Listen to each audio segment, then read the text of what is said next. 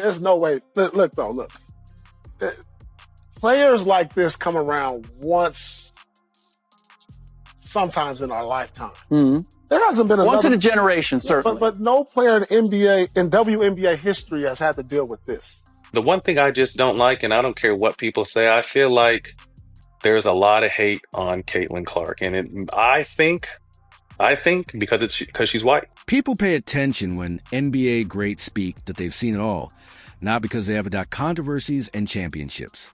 The magnificence up close. You can tell we've entered a new phase when those same luminaries begin to comment on Caitlin Clark. Completely new level of dialogue. We're not referring to compliments that have received PR approval, unvarnished, occasionally painful realities. However, what happens if legends do more than just compliment you? Do they specifically name the league? Legends like Gervin and Magic Barkley intervene, supporting Caitlin and calling.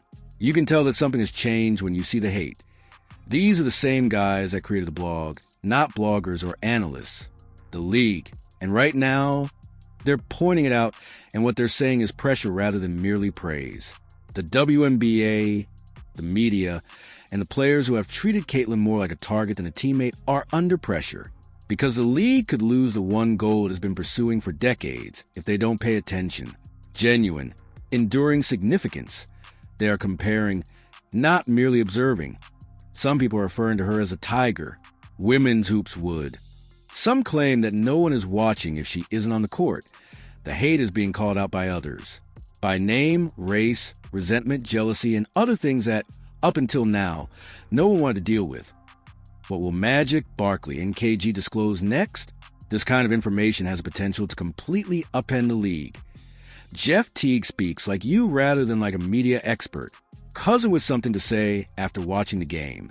And when Caitlin Clark was brought up, he provided a reality check rather than a polished opinion. Nobody gonna watch basketball if she ain't playing. If she's not playing, nobody will watch basketball. More than half of the popular opinions are expressed in that one sentence. At this moment, Teague wasn't speculating. He wasn't lying. IT hurt that he was being honest. Because consider that one WNBA player is the reason people are watching, according to a former NBA All-Star. Furthermore, Teague didn't say it to feel better about herself. He stated this since he has lived long enough to see what real. Caitlin possesses what star power looks like. She is the viewership, not just increasing it. Then he intensified his efforts. Teague anointed Caitlin Clark in addition to praising her. She the best. She's the best ever, bro. I don't care, bro. She's the best ever, bro. So is she gonna be like LeBron with the stats? Let's slow that down. That's not informal barbershop conversation.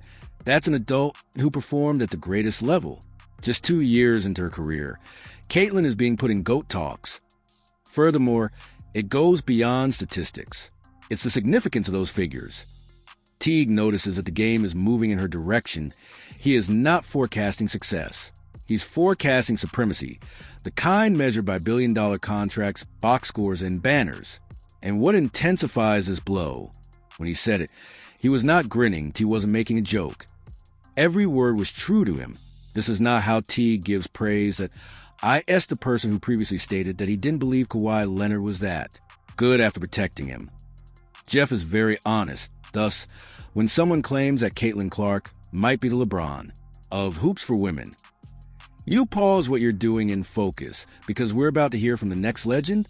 He didn't even have to say anything to demonstrate Caitlin's growth. That two-time champion Michael Thompson, NBA champion, and the father of one of the best shooters in history. He has spent his entire life on the court with celebrities, in tunnels and locker rooms. You pay attention to what he says about Caitlin Clark. When I was in Indy, I didn't care about that. The only thing I remember about Indy is when I was leaving Cambridge Arena in a loading dock, Caitlin Clark walked right by me, and I froze. I didn't say hello to her. How about that? My favorite basketball player outside of Clay was right there in front of me. There she was, and I said, no, I can't do it. But getting back to your question, you're right. That's what I remember most about Indiana. Caitlin Clark is right there next to me. He didn't freeze around Magic or choke in front of Michael Jordan. However, Caitlin Clark passes by, and he can't say anything. That's all, not a compliment. Since Michael is responding to more than just a skill player, he is responding to a force. something societal that causes adult males to lose sight of their plans. Say, she is changing the WNBA, not just participating in it. Additionally, when a man who reared Klay Thompson claims that Caitlyn is his favorite player, that's confirmation, not hype.I in the realm of basketball. She has mastered every level. Fans, players, men, women, and now legends. And just when you thought there was no more respect, she received a challenge and crown from one of the biggest personalities in NBA history. Magic Johnson is fully aware of what to carry a league is what it implies. With opponents and supporters watching, he executed it with style and under duress. Therefore, when he talks about Caitlin Clark, he is providing context rather than accolades. They will be put to the test by these amazing women have been in the league for a very long time. The most well-liked WNBA player is Caitlyn. But she isn't the greatest right now. Similar to how Larry and I weren't the best when we went into the league. Later on, our play made us the best.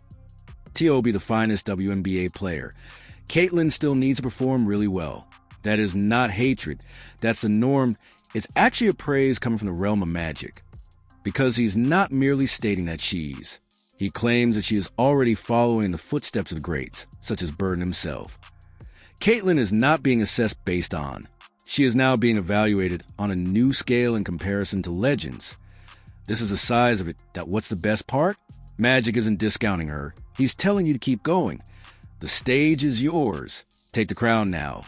However, not all legends maintain that. Serene. Just one Hall of Famer? He revealed what many admirers have been secretly hoping to see. Reggie Miller has never been timid about expressing his opinions.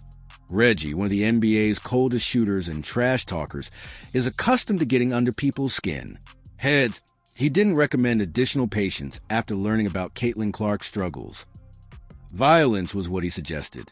I would really for Caitlyn to stand up once and simply slap the living daylights out of him. It's not even a joke. It's a frustrated statement from Reggie, not from Caitlyn. He observes what is taking place. The leagues and other players' strange quiet, the frequent hits, and the blatant fouls. He's also declaring that enough is enough. Because when a celebrity carries your ratings, attracts admirers, and elevates you defend her sport, forget about it. And that no one has. Reggie is saying what he is saying because of this. It might only take one smack to finally wake people up, not because he seeks anarchy. And another person who is certain, just so happens to be a 7-time NBA champion who knows how to convey a message like that. Robert Horry doesn't speak much, but when will he do it? Usually it's genuine, cold, and deliberate. Thus, when Shaquille O'Neal advised Caitlin Clark to wait, Horry didn't hesitate to turn. He didn't stand up for Shaq. He didn't get comfortable with it. He destroyed the entire concept with just one sentence. Shaq declares love for Caitlin Clark, but she must wait her turn. You concur with the notion that excellent players must wait their time, regardless of how excellent they are. Ben sent this. Hello. To begin with, let's begin with Shaq. You didn't wait for your turn, T.O. be honest. That wasn't merely a return.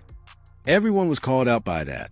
Who believes that before Caitlyn is respected, she should slow down or pay her dues?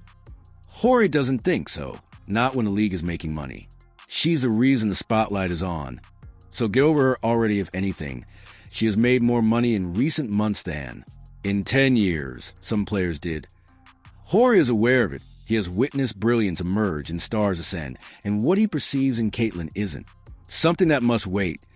Paul Pierce went one step farther if it wasn't obvious enough. What Caitlyn is dealing with, he remarked, which no player has ever had to cope with before. Paul Pierce has experienced pressure and is familiar with it, lived beneath it, and prospered in it. However, he observes a degree of pressure in Caitlin Clark that he was never required to carry. Additionally, he broke it down with a level of respect that can only come from saying something in a casual manner, from a person who has experienced it. These kind of players only occasionally appear in our lifetimes. Not enough has been done.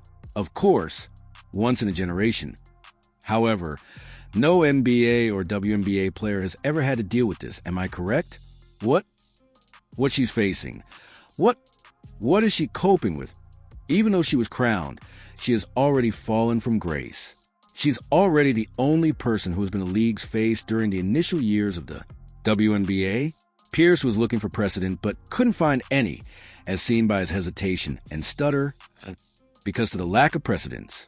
Not only did Caitlin Clark join the league, but she quickly rose to prominence. Ratings, recommendations, every player, regardless of experience level, is keeping a close eye on her every move due to the headlines and expectations. Pierce is familiar with the experience of be crowned too soon. He is aware of the intensity of being the next. However, Caitlin is handling that and much more. League silence, racial storylines, envy in locker rooms, and never-ending cameras. He did not claim that she was flawless. He did not state that she had finished anything. However, this is what he clarified. Nobody has ever been struck so quickly